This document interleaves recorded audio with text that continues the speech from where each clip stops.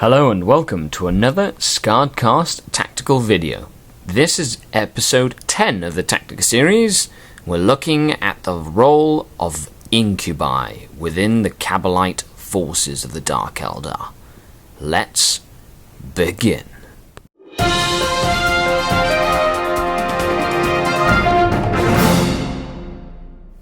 Hello and welcome to another SkaredCast tactical video. Today, we're once again looking at the new Dark Eldar release. This is video number 10 in the tactical series, where we will start discussing the elite section of the new book, starting with the dreaded Incubi. So, of course, this video is in two parts. The first for newer players, and the second is more for veteran Archons and Archites alike. The Incubi are a mercenary order of Dark Eldar who dedicate themselves to the perfection of the killing strike. Their services are in great demand, whether as bodyguards or as shock troops, and the Incubi will fight for any who can afford to purchase their loyalty. Their obsession is the mastery of the clave, a bladed weapon that becomes as much part of the incubus as his own murderous heart. In battle, the Incubi wield these weapons with lethal precision, their every swing severing limbs and shattering blades with contemptuous ease. The act of becoming an Incubi is dangerous in the extreme. Through long and grueling practice, the strong prosper while the weak are cut down and their bodies burnt as an offering to the statue of Cain at the heart of each incubus shrine. So Incubi, in the fluff, are a hard elite unit of warriors dedicated to the defense of their Archon. And, they're like a mercenary band, they're like hired bodyguards. And they're ruthlessly loyal. So, how do they work in the book? Well, they did drop in cost in terms of the last book. So they're 20 points a model, and they start in a minimum unit of 3 models, which is an okay cost for what you get. Each incubus has a weapon skill of 5, a ballistic skill of 4. They do have strength and toughness of 3, like any humanoid creature, and 1 wound. Their high initiative at 5 is quite good, while they have a base of 2 attacks and a high leadership of 9. Now their armor save is a 3+, power armor, just as good as a Space Marine, making them very resilient to small arms fire. You can also upgrade the unit to have a Clavex, which is a squad leader upgrade. Now his profile changes a bit. He has an extra weapon skill, an extra ballistic skill, and an extra initiative and attack. So you get a great stats boost, like 10 points a model. 10 points for 1 model. So what makes Incubi tick? Well, they do have a 3+ save for starters, making them very resilient to vehicle explosions and low AP weapons.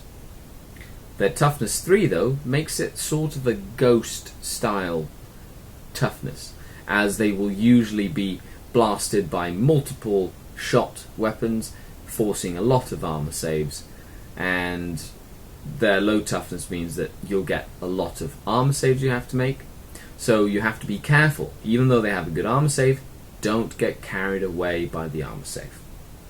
And they're armed with a clave. Now a clave is a 2-handed melee weapon. It is very nasty, and one of the only ways to get a low AP weapon in combat for the Dark Eldar. So, well, you have two kinds. You have the clave, and then you have the demi-claves. So the clave is a +1 strength, AP2, melee two-handed weapon. Meaning that the Incubi will strike at strength 4, and they will be AP2, so they will go through all armor in the game. Also, against vehicles, that helps, as it gives you that ability to, do some extra damage if you do a penetrating hit. Not normal to just get the strength 4, but with the power from pain, getting that furious charge and being strength 5 on the charge, then you can really look at doing some damage. So with their high number of attacks, that's 2 base attacks, which mitigates the two-handed weapon, they are designed to go in and mulch high armor units. Their special rules include fleet, like Dark Eldar are wont to be. They do have night vision, even though they don't have any sort of shooting weapon. But it does mean if they're like, I'm holding a quad gun, or an Icarus las cannon or something. They do benefit from power from pain, and if you upgrade to a Clavex, just the Clavex has Rampage, which means in any combat that he is outnumbered, he will gain extra D3 attacks, which is relatively, it's actually not bad, so you can really do some damage with a Clavex. Now, Incubi can be up to a unit of 10 models, so you can add up to 7 additional models. You can upgrade one to a Clavex for a moderate point cost. And the Clavex can replace this clave with demi-claves. Now, it is about a 15-point hack, so like almost doubles the cost of your Clavex, or like really adds a lot to it. But are they worth it? So let's just take a look at the demi-claves. Demi-claves are you can use them in 2 ways. You can use them as a single blade, which is like a clave, +1 strength, AP2, melee, two-handed, or as dual blades, side by side, which makes it the strength of the user drops to AP3, but then it's dual wield, so it gives +1 bonus attack. So together with Rampage, say you have a unit of 4 Incubi, and they're running into a unit of 10 Space Marines, your Clavex would get 3 base attacks, and this is without counting charging, plus D3 for Rampage, +1 for 2 close combat weapons, so it's a minimum of 5 attacks to a maximum of 8, and if they charge 9 for 1 model, 9 AP3, strength 3 attacks, unless he has furious charge, in which case he could be strength 4 when that happens. So a lot of potential damage, but the AP3 means that it's definitely not a go-to choice, like automatically, simply because you can't deal with things like characters and stuff like that. But being able to wield it, having that option, it's always an interesting thing to have those like dilemmas on whether or not it's worth the point investment. For a tournament game, as a newer player, I wouldn't recommend the point investment, but for a friendly game or a campaign game, absolutely, especially if you know that your friend plays Space Marines and has a lot of armor 3+ models, then just run them in there and murder them all. And they can take a Raider or a Venom as a dedicated transport. This is important. I would never leave Incubi without any sort of transportation. You want them to get to the enemy quickly, and you want them to have that survivability to get into combat. So as a newer player, they have high stats, they're quite durable, they're relatively expensive for what you get, but in small elite squads, you run them at the enemy, and like witches and like other main units, the enemy has to deal with them because they will murder a lot of things in the game. Glaring weakness is the lack of assault grenades. So, use this to your advantage. If your opponent knows this, it will force your opponent to stick to cover. So use this to force your opponent's movement lanes to not want to come into the open. Put objectives out in open ground, force him to come out of the cover to take them. Use Incubi to meet the threat in the open and not have to worry about striking at initiative 1. Or use allies. I know some people are against this, but get yourself an Autarch with the Banshee mask, or use the new Coven supplement. Well, no, that would only work against a specific model. But use an Autarch to really help with that against to get the Incubi ult to swing while the enemy is down -5 initiative, thanks to the Banshee mask. So little things like that you should keep in mind. Plus, the models look fantastic. On the table, they just look really cool. So you can never go wrong to have a few Incubi in your Dark Eldar force, and they're a beauty to paint. So yeah, have fun with that too. So now we're going to talk to the experienced Archon. Incubi. They're like, you have like a love-hate relationship with Incubi as an Archon. They are phenomenal. People despise Incubi that run into a unit and just annihilate it.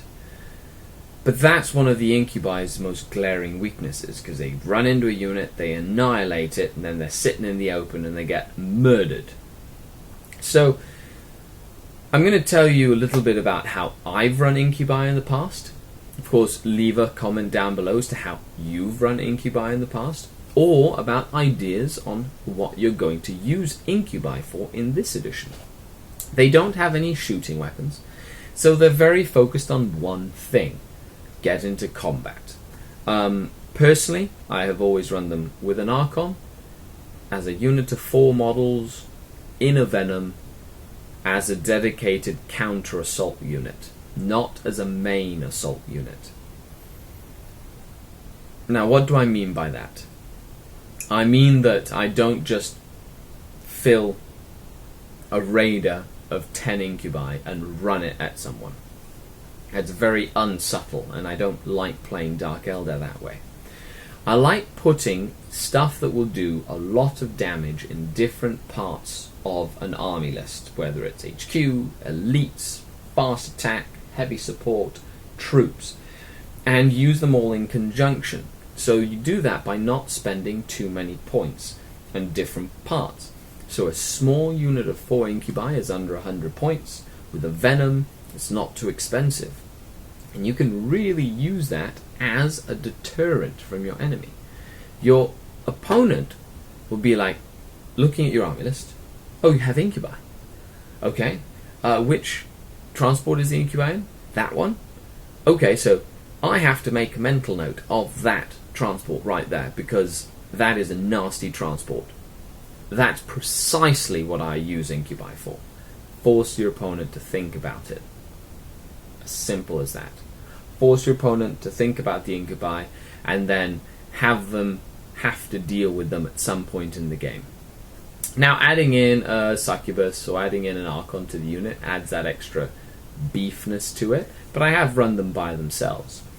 Now, I do have friends that have run a unit of 8 Incubi with Drazar, Master of Blades, and a Homunculus to help boost their power from pain, and to good success. But I find that sort of list works best when you have multiple hammer threats. So you have huge unit of Incubi with Homunculus support, and then like 2 units of Witches just right up there, or a unit of Grotesques and a unit of Witches, and you just use enhanced Sails and Raiders and get them into your opponent's face turn 1. And they have to deal with everything, or else they're just going to start getting charged, and then the rest of your army goes out and gets objectives and kills the like priority targets and does little things like that. So those are the 2 main ways to use Incubi. So they're not really that varied in their tactical choices. Now, where the tactical stuff come in will be in movement, will be in forcing your opponent to have to deal with them, will be in choosing the right target for them to attack. Sometimes you want them to run into a combat they will lose, simply so they can tie things up. I would, even though they have AP2 weapons, I would never charge into a unit of Terminator with them, especially Assault Terminators, unless there was like 4 Incubi to like 2 Terminators. You know, simply because A, Venoms are more effective at dealing with heavy armor targets due to multiple armor saves, and B, they don't have an invulnerable save. Unlike witches, witches can do okay against Terminators, unlike witches, Incubi don't. They get smacked, they die. And you don't want that to happen, because you are investing a decent amount of points into an Incubi unit. But be assured, if your opponent doesn't know what Incubi do, and you run Incubi, and you beat his face down with Incubi, they will never forget what Incubi can do, ever. And I can guarantee you this. I've seen this for years since I've been playing. Folks who know Dark Eldar and have faced a unit of Incubi before do not forget what Incubi can do. So use this to your advantage. Now, when adding Drazar into the unit, they all get +1 weapon skill, making them all weapon skill 6, making the Clavex weapon skill 7. So make sure, if you're going to run like a huge unit of Incubi with Drazar, feel free to be very creative. Go against tough targets because they'll be harder to hit. Even things that are weapon skill 5 and stuff like that. Just run them in and just watch the Incubi murder them all. Be careful against shooting. Don't leave them unsupported. Use cover to your advantage. Since you don't have grenades anyway, it doesn't matter. Just stay in cover or whatever. Force your opponent to come to you and charge you, right? And if you don't have grenades, then you get to use your initiative. Just little subtle things like that that'll make you get the most out of this nasty unit. So let me know what you think. How would you use Incubi? What do you think about them? I've personally regretted the loss of the Phantasm Grenade Launcher and its old effects, giving them plasma grenades. I love that upgrade. But I can see why they did it. They just want you to have to focus on different things, and they're not like a de facto close combat choice, giving you different choices for different things. And their role is pretty much unchanged. Big hammer assault unit. So, thanks a lot for watching. This is a series of tactical videos, so make sure you stay tuned for the next ones, and you go back and watch the previous ones. And let us know in the comments what you think, and thanks a lot. Comment, like, subscribe, share the videos, and let other Archons know that you have found a wealth of knowledge. This is Skari, your grateful host, signing out for the day. Skari out.